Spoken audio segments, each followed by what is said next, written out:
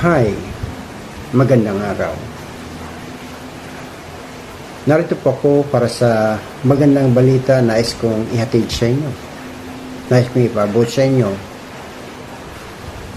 ang tungkol sa eternal life. Buhay na walang hanggan. Ano ba ito?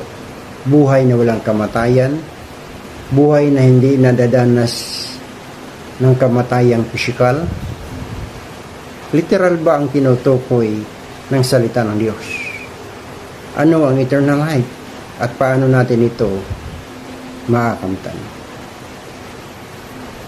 Ayon sa John chapter 17 verse 3, now, this is eternal life. So ngayon, sabi niya, ngayon sa ating kapanahunan, ipinakikilala ang buhay na walang hanggan. Sabi, now, this is the eternal life, that they may know you, the only true God, and Jesus Christ whom you have sent. So ang buhay na walang hanggan pala ay ang makilala natin ang nag-iisa at tunay na Diyos at si Kristo na kanyang sinugo.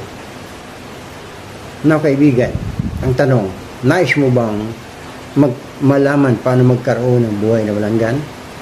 Ito ba ang iyong ninanais, ang magkaroon ng buhay na walang hanggan? Ang Zion Christian Mission Center ay mayroong offer na free online Bible study na may tatlong slot na schedule ng Monday, Wednesday, and Friday. At mayroon namang Tuesday, Thursday, and Saturday. At mayroon tatlong time slot din. May 10 a.m., 7 p.m., 9 p.m. upang ikaw ay makapamili ng oras na aangkop sa iyong sitwasyon na ikaw ay hindi abala. Ngayon, kaibigan, ito ay absolutely free of charge. Ito'y handog ng Zion Christian Mission Center.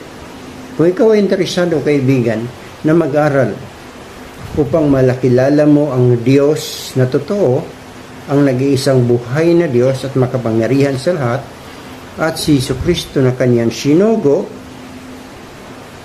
makikita mo sa ating screen ang QR code.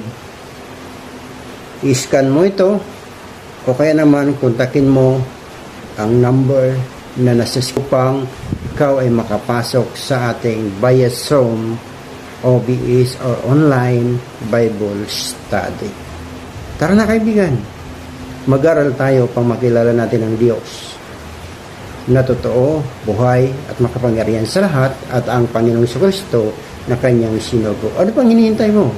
Tara na, scan the QR, contact the number to assess upang ikaw ay maging isang mag-aral ng kalangitan sa pamagitan ng mga salita ng Diyos. Hurry up, kaibigan.